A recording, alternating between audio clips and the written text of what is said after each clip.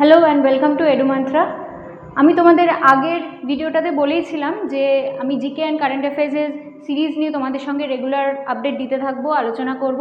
তো আজকে আমি চলে এসেছি আমার সেকেন্ড ভিডিওটা নিয়ে, যেটা তোমরা দেখতে থাকো। তোমরা অবশ্যই এই চ্যানেলটাতে সাবস্ক্রাইব করে রাখো, লাইক করো, অ্যান্ড অবশ্যই আমাকে কমেন্ট করে জানাবে রেগুলার তোমাদের আর কিসের প্রয়োজন। আমি আমার ভিডিওগুলোতে সেগুলো রেগুলার আনতে থাকবো তোমাদের সামনে। তো চলো আজকে চলে যাচ্ছি আমাদের নেক্সট আলোচনাতে। আমি কিন্তু জুন মাসের কারেন্ট অ্যাফেয়ার্সগুলো নিয়েই আলোচনা করছি, আর স্ট্যাটিক জিকে তো তোমরা জানোই যে হিউজ সিলেবাস, সেখান থেকেই আলোচনা করব। তো চলে যাচ্ছি আজকের আলোচনা। স্পোর্টসে প্রথমেই যে টপিকটা আমরা দেখতে পাচ্ছি, দেখো, সেটা হচ্ছে max Verstappen win Spanish grand prix 2023। Formula 1 কার রেসিংয়ের যে প্রতিযোগিতাটা হয় তাকে গ্রাঁ প্রি বলা হয়, এবং এখানে স্প্যানিশ গ্রাঁ প্রিটা জিতেছেন ম্যাক্স ভার্স্টাপেন। তোমরা নামটা মনে রেখো। নেক্সট হচ্ছে জ্লাটান ইব্রাহিমোভিচ সুইডেনের announces his retirement from football. Football এর একজন বিশিষ্ট player Zlatan Ibrahimovic, Swedish player, উনি কিন্তু রিসেন্টলি রিটায়ারমেন্ট অ্যানাউন্স করেছেন। নেক্সট চলে যাচ্ছি third Khelo India university games.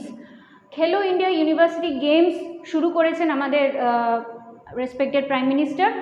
এটা থার্ড টাইম এবছর অনুষ্ঠিত হয়ে গেল। সেটা শেষ হয়েছে বারাণসীতে, সেটাই এখানে দেওয়া হয়েছে যে third Khelo India university games concludes in বারাণসীতে বা বেনারসে এটা শেষ হয়েছে। নেক্সট চলে যাচ্ছি, দেখো, Sunil Kumar wins decathlon gold at Asian under 20 athletics championship. Decathlon একটা চ্যাম্পিয়নশিপ, অ্যাথলেটিক্স চ্যাম্পিয়নশিপ, যেখানে 10টি ইভেন্টের উপর বিভিন্ন রকম ইভেন্টে খেলাধুলা হয়। তো ডেকাথলন এই চ্যাম্পিয়নশিপে আন্ডার 20-তে গোল্ড জিতেছে আমাদের ইন্ডিয়া থেকে সুনীল কুমার। নেক্সট চলে যাচ্ছি, Bhavani Devi became the first Indian to win Asian fencing championship medal. Bhavani Devi, তোমরা দেখতে পাচ্ছ এনার ছবি, উনি ফার্স্ট ইন্ডিয়ান ওমেন হিসাবে কিন্তু এশিয়ান ফেন্সিং চ্যাম্পিয়নশিপে রিসেন্টলি মেডেল জিতেছেন। নেক্সট চলে যাচ্ছি, গোয়ার চিফ মিনিস্টার প্রমোদ সাওয়ন্ত। এটা ইটসেলফ কিন্তু একটা কারেন্ট অ্যাফেয়ার্সের পার্ট, যে গোয়ার প্রেজেন্ট চিফ মিনিস্টার হচ্ছেন প্রমোদ সাওয়ন্ত, হু লঞ্চড ম্যাসকট নেমড মুগা। এই ম্যাসকটটা তোমরা দেখতে পাচ্ছ, প্রমোদ সাওয়ন্ত মুগা ম্যাসকটটা উদ্বোধন করেছেন রিসেন্টলি। 37th ন্যাশনাল গেমস অনুষ্ঠিত হতে চলেছে খুব রিসেন্টলি, সেটা গোয়াতেই হতে চলেছে। তো সেখানকার চিফ মিনিস্টার কিন্তু এই ম্যাসকটটা, যার নাম হচ্ছে মুগা, যা রিপ্রেজেন্ট করে ইন্ডিয়ান বাইসনকে, ঠিক আছে, ইন্ডিয়ান বাইসনকে রিপ্রেজেন্ট করে। তো সেই ম্যাসকটটাকে উনি রিসেন্টলি লঞ্চ করেছেন। নেক্সট আমরা চলে যাচ্ছি যে উরুগুয়ে বিট ইটালি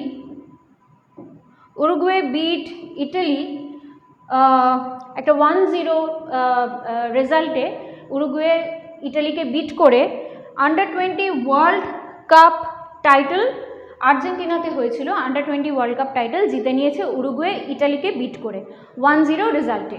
তো চলো, আমি আগের ভিডিওতে তোমরা দেখেইছো যে আমি প্রত্যেকটা তোমাদের একটু করে কারেন্ট অ্যাফেয়ার্স আর একটু করে স্ট্যাটিক জিকে তোমাদের সঙ্গে রেগুলার আলোচনা করবো, আমি বলেইছিলাম। তো আজকে চলে যাচ্ছি আমাদের পরবর্তী একটি স্ট্যাটিক জিকের পার্ট। সেটা হচ্ছে আজকে তোমাদের সামনে আমি স্পোর্টস রিলেটেড কিছু স্ট্যাটিক জিকে আমি রেগুলারই কিছু না কিছু আলোচনা করব। তো আজকের আলোচনার বিষয় হচ্ছে, তোমরা দেখতেই পাচ্ছ, অলিম্পিক্সের স্পেসিফিক কিছু ফ্যাক্টস, যেগুলো পরীক্ষার সময় এসে থাকে, বা এটা মজাদার ফ্যাক্টস তোমাদের জেনে রাখার জন্য গল্পের মতো করে তোমরা অলিম্পিক্স গেম নিয়ে বিভিন্ন রকম নোটস তৈরি করো, বিভিন্ন রকম কে জিতেছে কে জেতেনি এই সমস্ত লিস্টগুলো তৈরি করো। তার সঙ্গে সঙ্গে এই ফ্যাক্টসগুলো জেনে রাখাও কিন্তু তোমাদের পক্ষে খুব জরুরি। তো প্রথমটা হচ্ছে দ্য ফার্স্ট অলিম্পিক গেমস। প্রথম অলিম্পিক গেম কোথায় অনুষ্ঠিত হয়েছিল? হ্যাঁ, এটা অনুষ্ঠিত হয়েছিল অলিম্পিয়া, গ্রিসে 8th সেঞ্চুরি BC-তে, বিফোর ক্রাইস্ট 8th সেঞ্চুরিতে এটা কিন্তু গ্রিসে অনুষ্ঠিত হয়েছিল। তারপরে বেশ কিছু বছর চলার পর সেটা কিন্তু পুরোপুরি বন্ধ হয়ে যায়। মডার্ন অলিম্পিক্স গেম চালু হয় 1896-এ। মডার্ন অলিম্পিক গেমস চালু হয় 1896-এ, সেটাও কিন্তু গ্রিস থেকেই স্টার্ট হয়েছিল। নেক্সট কি আমরা দেখতে পাই যে অলিম্পিক্স ওয়াজ ক্যান্সেলড 3 times, 3 বার অলিম্পিক্স কিন্তু ক্যান্সেল হয়ে গিয়েছিল। তার কারণ হচ্ছে আমাদের বিশ্বযুদ্ধ, ওয়ার্ল্ড ওয়ার। তো প্রথম ওয়ার্ল্ড ওয়ার হয়েছিল 1916-এর সময়, 1914-তে ওয়ার্ল্ড ওয়ার হয়েছিল, 1916-এর অলিম্পিক গেমস তার মধ্যে পড়েছিল, তো সে বছর ক্যান্সেল হয়েছিল।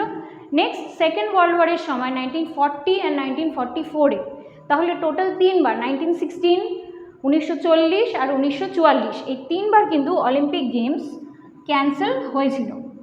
নেক্সট চলে যাচ্ছি লাস্ট সামার অলিম্পিক্স। লাস্ট যে সামার অলিম্পিক্সটা হয়েছিল, যেটা 2020 সালে হওয়ার কথা ছিল, কিন্তু করোনা অতিমারির জন্য সেটা কিন্তু 20 সালে হতে পারেনি। তো সেইটা অনুষ্ঠিত হয়েছিল তার 1 বছর বাদে 2021 সালের জুলাই আগস্ট মাসের সময়। তো সেই সময় কিন্তু লাস্ট সামার অলিম্পিক্স হয়েছিল, ওয়াজ হেল্ড ইন কোথায়? টোকিও, জাপানের টোকিও শহরে অনুষ্ঠিত হয়েছিল।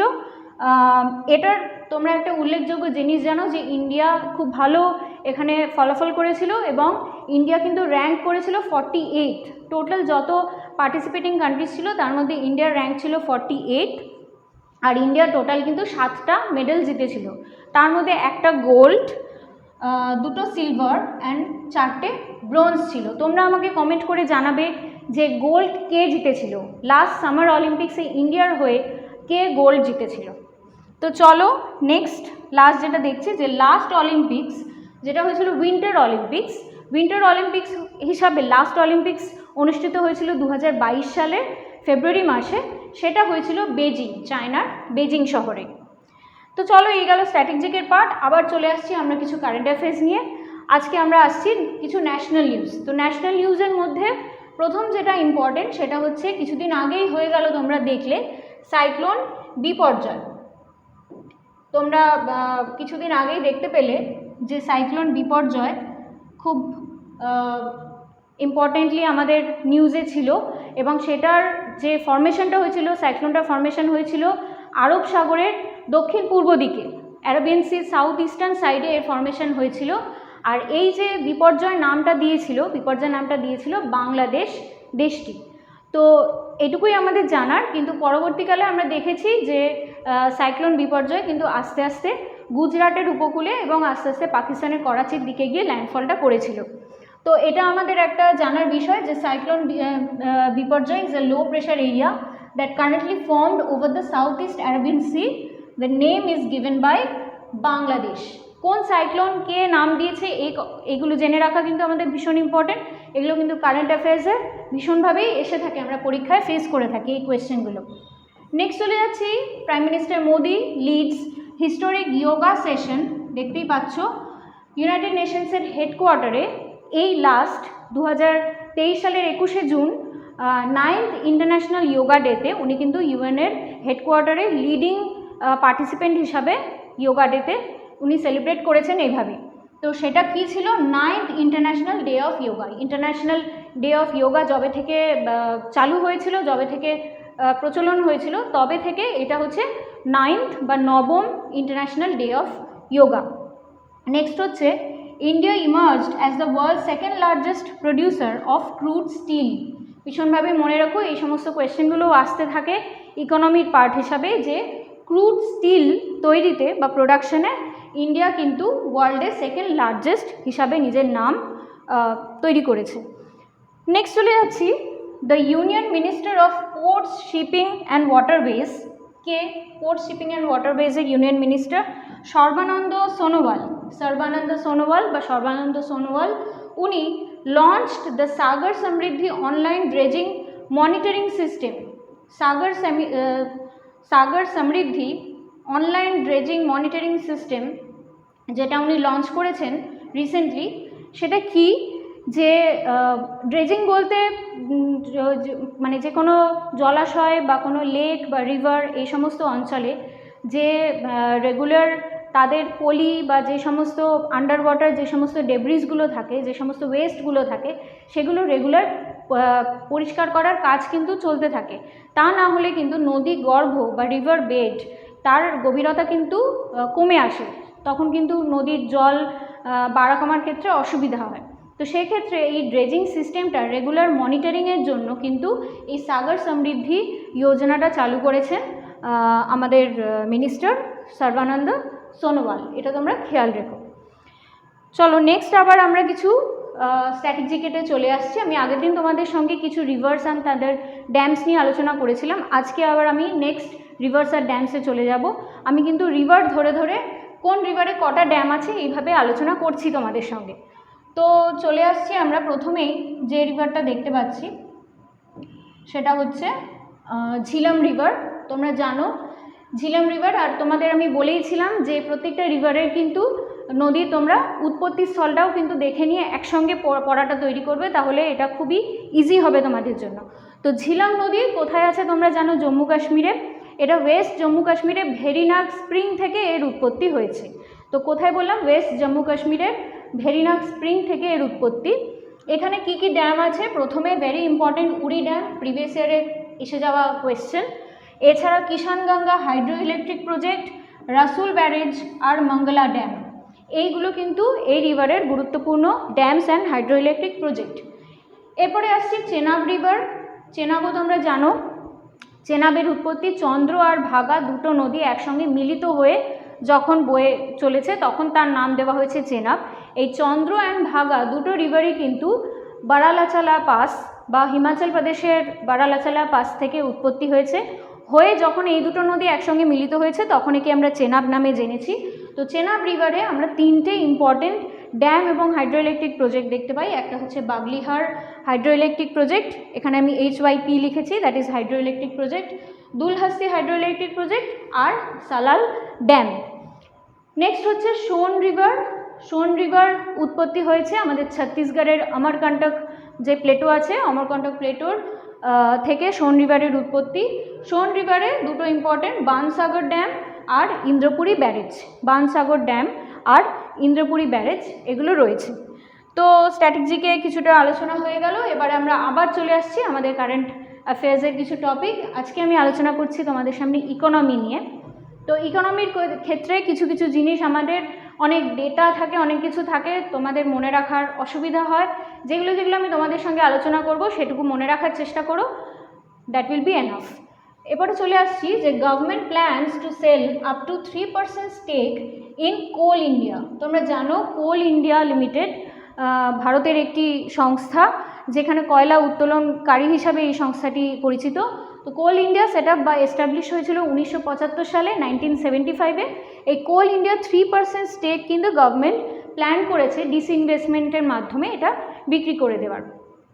নেক্সট চলে আসছি, the union government has successfully achieved its fiscal deficit target of 6.4% of the gross domestic product for the financial year 2022-2023। তো এখানে আমরা দুটো টার্ম পাচ্ছি ইকোনমির, তোমরা পড়ে থাকবে, জেনে থাকবে, তাও আমি একবার বলে দিচ্ছি। গ্রস ডোমেস্টিক প্রোডাক্ট বলতে বা জিডিপি বলতে বোঝায় যে কোনো একটা দেশের কোনো একটা নির্দিষ্ট বছরে যে total goods and services produce হচ্ছে তাকে গ্রস ডোমেস্টিক প্রোডাক্ট বোঝায়। তো গ্রস ডোমেস্টিক প্রোডাক্টের 6.4% ফিসকাল ডেফিসিট করা হবে, এরকম একটা প্ল্যান নিয়েছিল গভর্নমেন্ট অফ ইন্ডিয়া, যেটা কিন্তু তারা অ্যাচিভ করতে পেরেছে। তো এটা অ্যাচিভ করতে পেরেছে। এখানে ফিসকাল ডেফিসিট কাকে বলে সেটাও তোমাদের একটু বলে দিই। ফিসকাল ডেফিসিটের ফর্মুলা হচ্ছে budget deficit minus external borrowing. Budget deficit minus borrowing বা ধার, বাজেট ডেফিসিট মাইনাস বরোয়িং বা ধার। বাজেট ডেফিসিট কাকে বলে সেটা তোমরা আমাকে কমেন্ট করে জানাবে, না জানলে আমি অবশ্যই তোমাদের উত্তর দিয়ে দেবো আমার নেক্সট ভিডিওতে। চলে যাচ্ছি আমার পরের টপিকে। RBI reserve bank of India launches 100 days 100 pays campaign to settle unclaimed deposits. Last 10 বছরে এরকম অনেক ডিপোজিটস ব্যাঙ্কে রয়েছে, ফিক্সড ডিপোজিট বা অন্যান্য ডিপোজিট, যেগুলো নিয়ে মানুষ কিন্তু কোনো ক্লেম করেননি। তো এইরকম আনক্লেম ডিপোজিটগুলো নিয়ে সেগুলোর কি ব্যবস্থা করা যায় সেইগুলো নিয়ে আলোচনায় RBI একটা রিসেন্ট স্কিম লঞ্চ করেছে, সেটা হচ্ছে 100 days 100 pays। নেক্সট যাচ্ছি, Dubai ইমার্জেস as India's top choice for foreign direct investment. FDI তোমরা জানো, ফরেন ডিরেক্ট ইনভেস্টমেন্ট। তো সেক্ষেত্রে ইন্ডিয়াতে সবথেকে বেশি মানে FDI করতে চায় সেটা হচ্ছে Dubai ইমার্জেস at India's top choice for FDI। আর তোমরা এখানে আরেকটা জিনিস দেখে নাও যে দুবাই শহরটা কোথায়, সেটা হচ্ছে ইউনাইটেড আরব এমিরেটস। আমি আগের দিন তোমাদের আলোচনা করেছিলাম ইউনাইটেড আরব এমিরেটসের ক্যাপিটাল নিয়ে, সেটাও তোমরা আমাকে কমেন্ট করে জানাবে। তো ইউনাইটেড আরব এমিরেটসের এই পার্টে দেখো, তোমরা দেখতে পাচ্ছ এই পার্টে রয়েছে দুবাই শহরটা। তো এই Dubai ইমার্জেস as India's top choice for foreign direct investment. Next চলে যাচ্ছি জার্মানি। ওয়ার্ল্ডের 4th লার্জেস্ট ইকোনমি বলা হয় জার্মানিকে।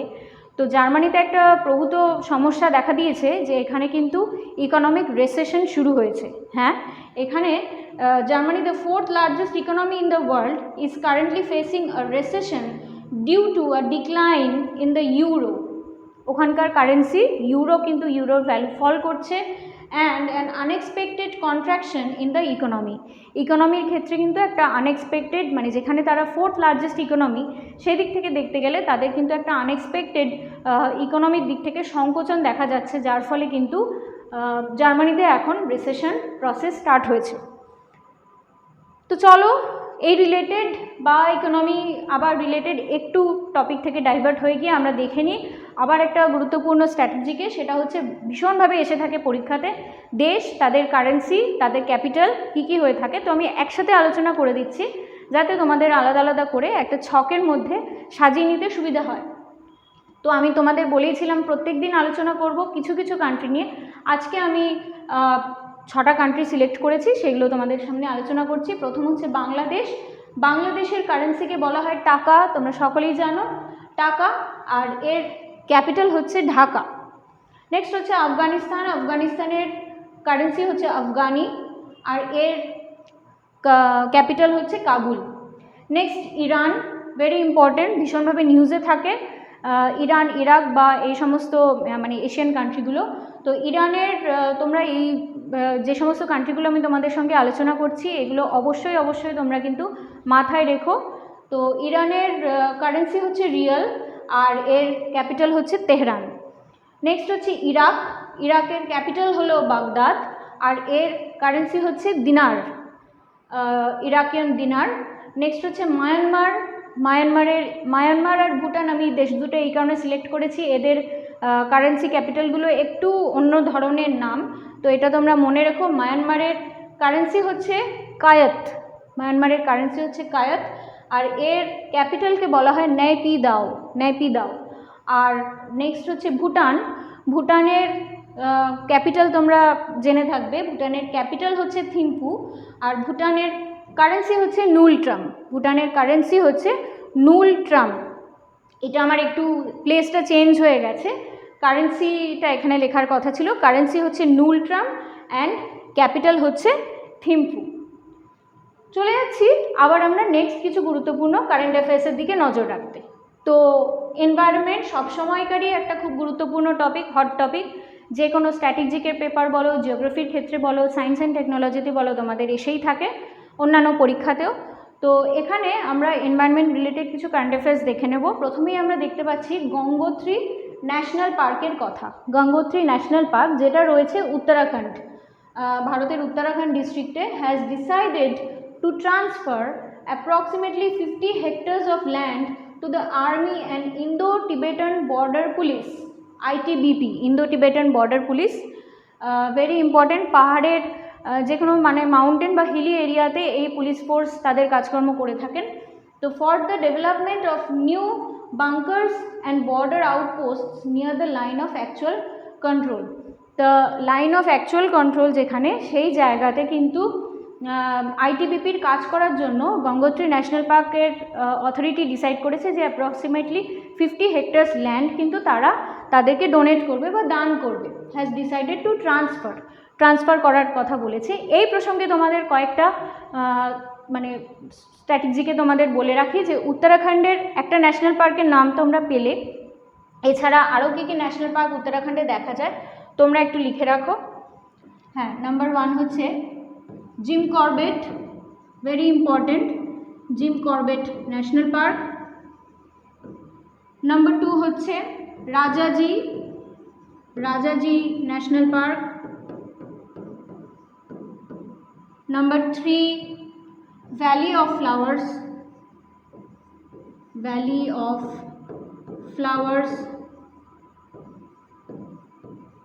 আর নাম্বার 4 হিসাবে তোমরা দেখতে পারো নন্দা দেবী ন্যাশনাল পার্ক। তাহলে কি কি বললাম? Jim Corbett national park, Rajaji national park, valley of flowers আর নন্দা দেবী ন্যাশনাল পার্ক। এইগুলো কিন্তু নন্দা দেবী ন্যাশনাল পার্ক, আমরা নন্দা দেবী বায়োস্ফিয়ার রিজার্ভও আছে। তো এইগুলো কিন্তু উত্তরাখণ্ডের আদার ইম্পর্টেন্ট ন্যাশনাল পার্ক। আমি তোমাদের সঙ্গে স্ট্র্যাটেজিকের আলোচনাতে অবশ্যই ন্যাশনাল পার্কসগুলো নিয়েও আলোচনা করব, কোনটা কোথা দিয়ে, কার ভিতর দিয়ে কী কী নদী প্রবাহিত হয়েছে, এই সমস্ত বিভিন্ন টপিক নিয়ে আলোচনা করতেই হয়। খুবই ইন্টারেস্টিং, খুবই মজার। ম্যাপ দেখে দেখে পড়লে তোমাদের এই জিনিসগুলো আরও আয়ত্তে হবে। তো এই প্রসঙ্গে এটা এলো বলে তোমাদের আমি শেয়ার করে দিলাম।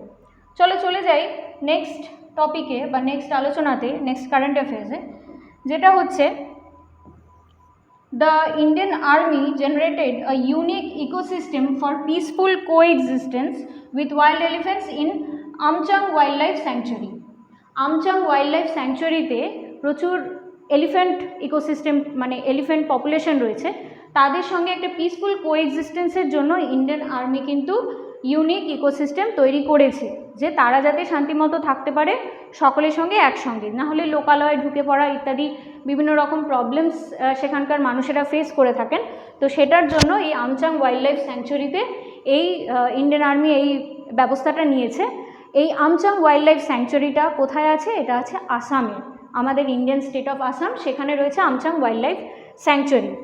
আর আরেকটা টপিক এখানে বলি, recent report suggest that wild orchids of north Bengal R dyeing at an alarming rate. এটা খুবই দুঃখের বিষয়, খুবই চিন্তার বিষয় যে আমাদের বিভিন্ন মানে হিলি রিজিয়ন্স, বিশেষ করে নর্থ ইস্ট এবং আমাদের নর্থ বেঙ্গলের এরিয়াতে কিন্তু এই অর্কিডস পপুলেশন খুবই সুন্দর, খুবই গুরুত্বপূর্ণ একটি পপুলেশন, দেখতেও খুবই সুন্দর হয় এই ফুলটি। তো অর্কিড পপুলেশন কিন্তু আস্তে আস্তে অ্যালার্মিং রেটে কমছে। এর জন্য বিভিন্ন কারণ রয়েছে, সেগুলো নিয়ে আমরা পরে আলোচনা করব। তো এটা তোমরা জেনে রাখো, এটা খুবই কিন্তু চিন্তার বিষয়।